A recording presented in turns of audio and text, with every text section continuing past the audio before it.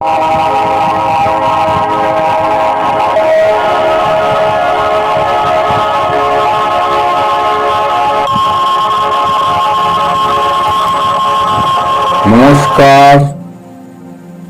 মাদুরী উপন্যাস। মাদুরী উপন্যাসটি গ্রাম বাংলার একটি বাস্তব চিত্র। সেখানকার শিক্ষা, রীতিনীতি, প্রেম, ভালোবাসা, সুখ দুঃখ, জীবনের চরম পরিস্থিতির মধ্যে কঠিন অথচ বাস্তব ভিত্তিক সিদ্ধান্ত নিয়ে জীবনকে নূতন করে ঘুরে দেখা, এই রকমই এক বাস্তবধর্মী ঘটনাবহুল উপন্যাস হল মাদুরী। এখানে গ্রাম বাংলার গরিব পরিবারের পিতৃহারা দুই বোনের করোনার করাল গ্রাসের বিরুদ্ধে লড়াই ও তার পরিণতি তুলে ধরা হয়েছে।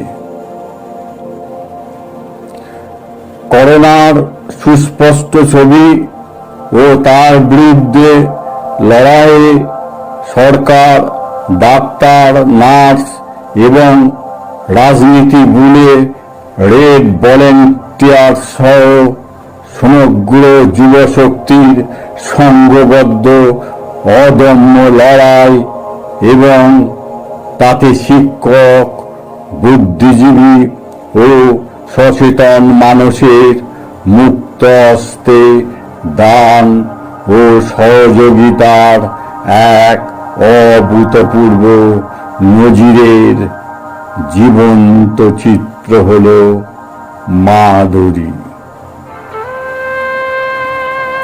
লেখক শ্রী অমল কুমার মণ্ডল 1960 সালে 25 মার্চ বর্ধমান জেলার রানীবন্ধ গ্রামে জন্মগ্রহণ করেন।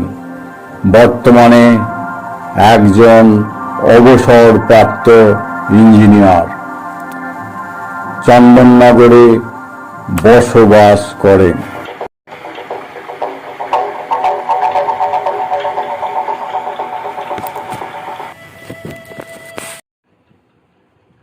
নমস্কার, শুরু করছি মাদুরী উপন্যাসের 10ম অংশ। করোনার আকস্মিক আক্রমণে বিধ্বস্ত আমেরিকা, ইতালি, যেন অলিখিত বিশ্বযুদ্ধ শুরু হয়ে গেল। তার ধাক্কা এখন ভারতে তথা কলকাতার অলিতে গলিতে। সংগ্রামের জন্য তৈরি হতে লাগলো মাদুরীর মতো অসংখ্য ডাক্তার। মাদুরীকে পুরোপুরি সাহায্যের জন্য প্রথমে এগিয়ে এলো বোন নন্দিনী, অরিন্দম বাবু এবং অরিন্দম বাবুর কিছু ছাত্রছাত্রী। করোনার গতিবিধি পুরোপুরি আলাদা। অচেনা শত্রুকে আক্রমণের রাস্তা বার করার জন্য পড়াশোনা, বিভিন্ন ডাক্তারের সহিত আলোচনা দিন রাত চলতে লাগলো। কয়েকদিনের মধ্যেই নন্দিতা পুরোপুরি নার্সের মতো কাজ করতে লাগলো। প্রথমে চলল মাইকে করে প্রচার, আক্রান্ত রোগী দেরি না করে যাতে তার কাছে তাড়াতাড়ি চলে আসে, সকলে মাস্ক, স্যানিটাইজার যাতে ব্যবহার করে। দিন দিন মাদুরীর চেম্বারে ভিড় বেড়েই চলল। মাস্ক, স্যানিটাইজার বাধ্যতামূলক করলেও অনেকে প্রথমে গ্রাহ্য করল না। ফলে করোনা রোগ ক্রমশ ভয়ঙ্কর মহামারীর আকার ধারণ করতে লাগলো। সরকার নিয়ম মাফক শুরু করলো লকডাউন। একটু অসাবধান বা ডাক্তারের কাছে বা হসপিটালে না এলেই জীবন ও চরম আক্রমণে মৃত্যু সংখ্যা ক্রমশ বাড়তে লাগলো। এখনকার সকলেই মহামারীর কথা শুনেছে, তার বিভৎসতার কথাও শুনেছে, কিন্তু এখন সকলে প্রত্যক্ষ করতে লাগলো। আসলে অচেনা শত্রু বিরাট শক্তি নিয়ে হঠাৎ আক্রমণ করলে তাকে চিনে প্রতিহত করার আগেই যে বিরাট মানুষের মৃত্যু ঘটে যায়, সেটাই মহামারী। এখানে কারো কিছু করার থাকে না। যারা যত বেশি সজাগ থাকে সেখানে মৃত্যুটা একটু কম হয়, যেখানে শত্রুকে একটু অবজ্ঞা করা হয় সেখানে মৃত্যু বেশি ঘটে। এর মধ্যে যারা আবার বিভিন্ন রোগে আক্রান্ত, তাদের প্রতিরোধ ক্ষমতা কম হয়, শত্রু প্রথমেই এতটা ক্ষতি করে দেয় যে চিকিৎসা করেও তাদের আর মৃত্যুর মুখ থেকে ফেরানো যায় না। ফলে কত সন্তান তাদের মা বাবাকে হারাতে লাগলো, তার হিসাব নেই। মনের জোর বেশি থাকায় চিকিৎসা করাতে দেরি করায় কত মা বাবা হারালো তার সন্তানকে, কত স্মরণীয় ব্যক্তিকেও আমরা হারালাম। সবচেয়ে বেশি অসুবিধার মধ্যে পড়ল পরিযায়ী শ্রমিক। তারা সব দূর রাজ্যে শ্রমিকের কাজ করতে গিয়েছে। লকডাউনের ফলে বাস ট্রেন সব পরিযায়ী বন্ধ হওয়ায় তারা এখন ফিরবে কী করে?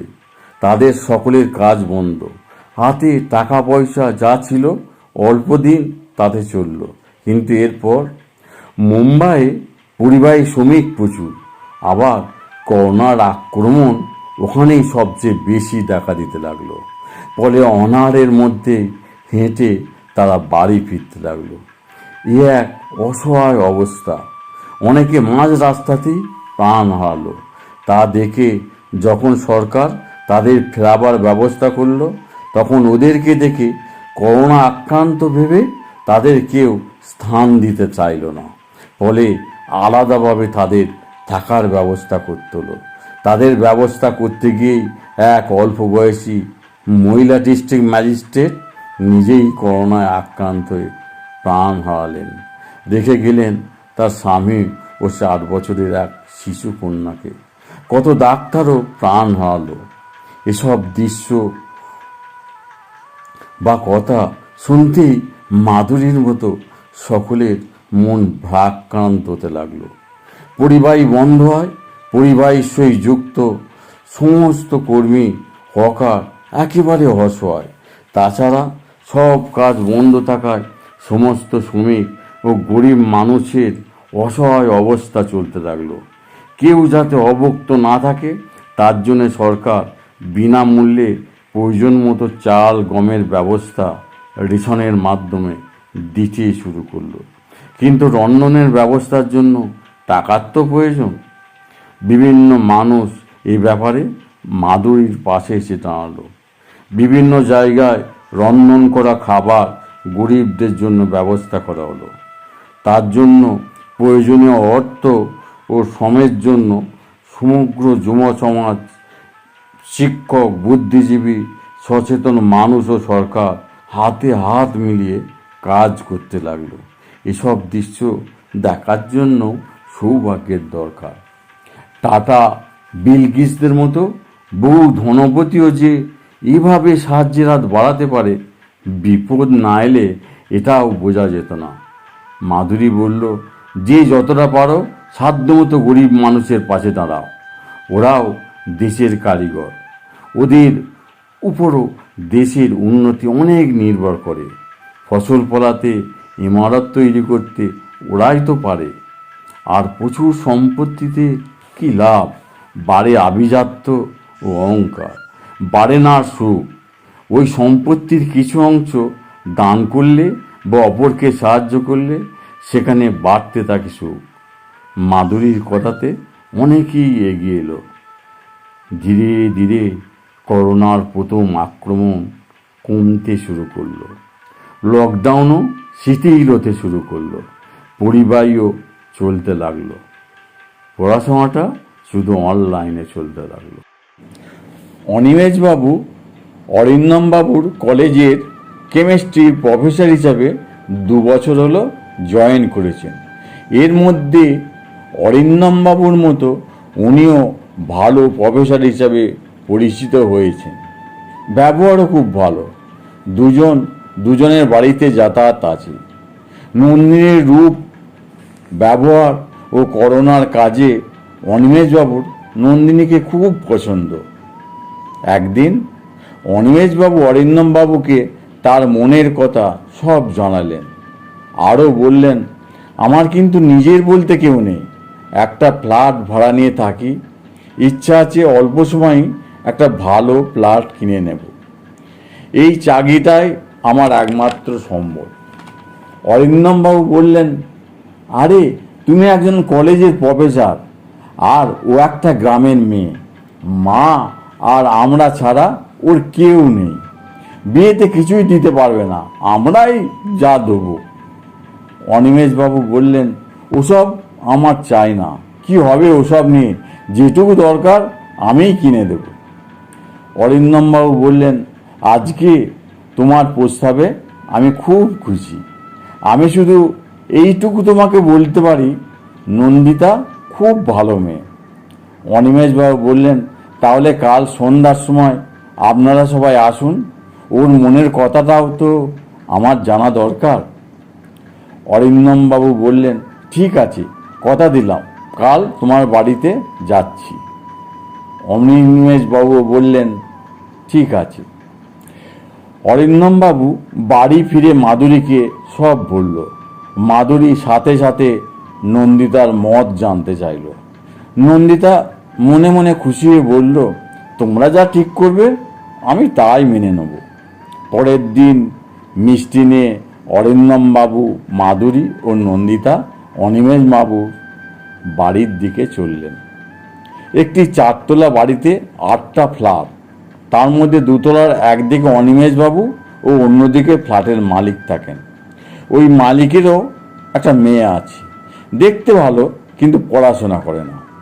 ওই মালিকেরও খুব ইচ্ছা এই অরিন্দমবাবুর সাথে মেয়ের বিয়ে দেওয়ার, কিন্তু মেয়েটিকে অনিমেষবাবুর একদম পছন্দ নয়।